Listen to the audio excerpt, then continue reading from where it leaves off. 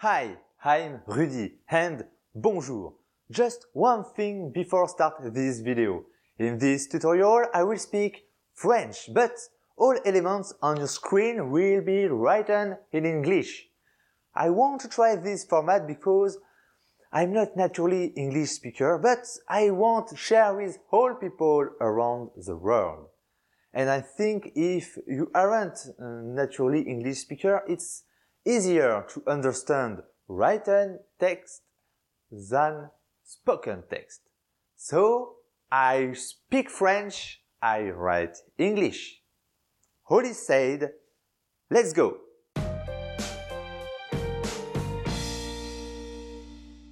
Nous voici sur Blender. Première chose à faire, bien sûr, créer une nouvelle texture. Je vais l'appeler tuto plancher. Je supprime le diffuse et je place un principal shader que je relie. Je vais ensuite ajouter une texture qui est une image. C'est celle-ci que je relie ici. Si j'observe le résultat, on voit que la texture n'apparaît pas, car les UV n'ont pas été dépliés. Deuxième étape, il faut déplier les UV.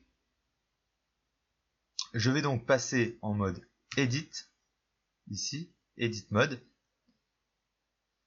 Ici dans mon add-on plancher, Random Color, je vais le passer à 1. Je vais cliquer sur All Random, d'accord.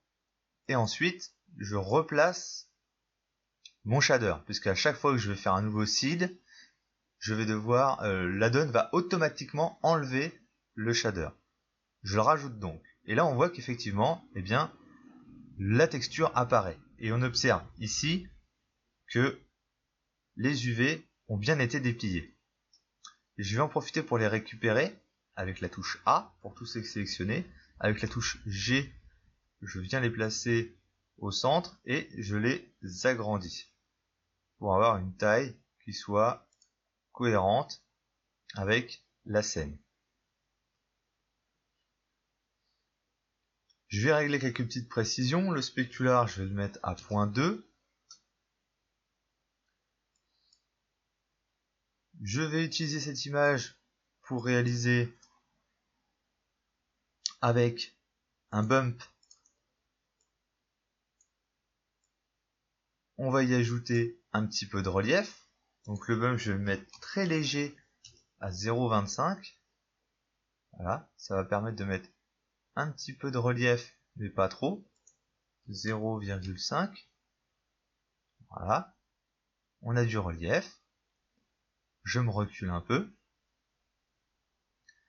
Deuxième étape pour rendre notre sol un petit peu plus plausible, c'est de rendre aléatoire la texture sur les planches. Pour ça, l'add-on a tout prévu.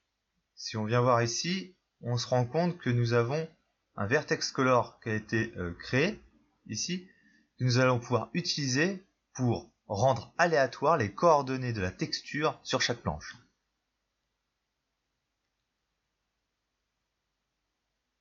Input, attribute, ici on va taper col, le même nom qu'ici, et je vais regarder ce que j'ai dedans. Si on regarde les couleurs, on voit que effectivement chaque planche a une couleur différente. Alors, comment est-ce que je peux utiliser ça? Il s'avère que c'est la même chose sur le vecteur et la même chose sur le FAC.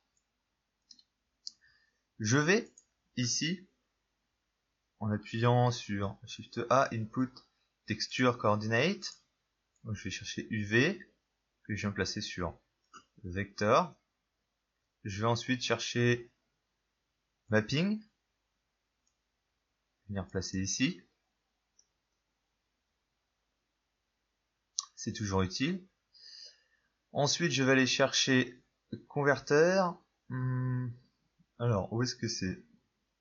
Vector Math. Vector Math. Ici. Et je vais le placer ici. Et à ça, je vais ajouter le vecteur ici. Et si j'observe ce qui se passe ici, on voit que déjà, c'est nickel. Nous avons randomisé, rendu aléatoire la texture bois sur chacune des planches. Ce qui nous donne déjà un plancher beaucoup plus vraisemblable. Mais on va aller encore plus loin, puisque pour chaque planche, nous allons pouvoir faire varier un petit peu la couleur.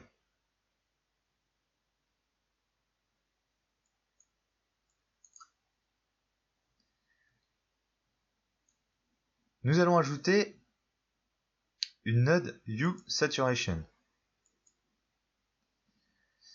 Je vais prendre le facteur ici et je vais m'en servir ici.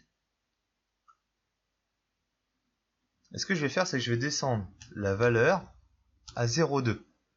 Ce qui va avoir pour effet de rendre certaines planches plus sombres que d'autres. Je peux avoir davantage la main sur cette randomisation en ajoutant un color ramp. Je vais placer ici. Et en jouant sur les couleurs, je vais pouvoir rendre plus ou moins d'effets à ma node. Je vais pouvoir jouer sur le contraste, sur le niveau général, avec mon color ramp. Ici, par exemple, je vais augmenter un petit peu le contraste entre mes planches. Je peux faire en sorte que la plus sombre soit un petit peu moins sombre. Et on est plutôt pas mal. Donc avant le color ramp, après le color ramp, avant la node, après la node. Ce qui nous donne ceci. Et maintenant, la petite touche de réalisme. Les réflexions sur le plancher ne doivent pas être uniformes. Pour ça, je vais utiliser une nouvelle texture, image texture. Je vais aller chercher cette image-ci que j'ai récupérée sur pixabay.com en cherchant grunge texture dans la barre de recherche. Je vais le relier ici et je vais regarder ce que ça donne. Et pour l'instant, ça ne donne pas grand chose puisque je ne l'ai pas chargé. Voilà. Ça, c'est ma texture. Ce que je vais faire, eh bien, c'est qu'une fois de plus, je vais utiliser le color ramp. D'accord. Et que ce color ramp, je vais aller le mettre dans le roughness. Et voici ce que j'obtiens. Et grâce à cette node, je vais pouvoir jouer sur mon plancher. Ici, j'ai la valeur.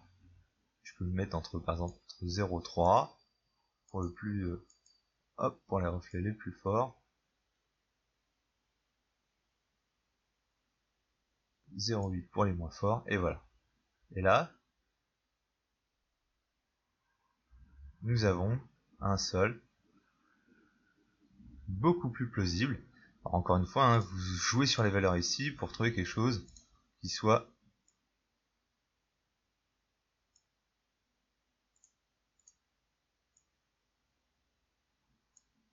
voilà. Ça me paraît pas mal. Ben voilà.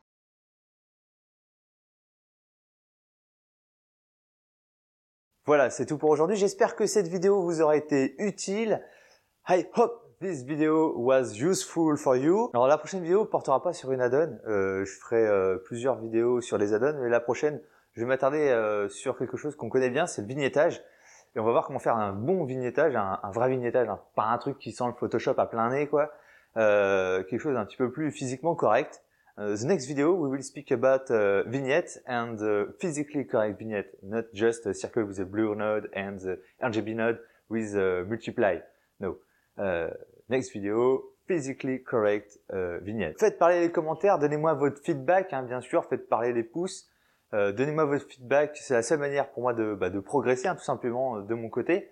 Let me your feedback in the comment area. Voilà, je vous laisse, prenez soin de vous et n'oubliez pas, on se lasse de tout. sauf d'apprendre. Bye bye.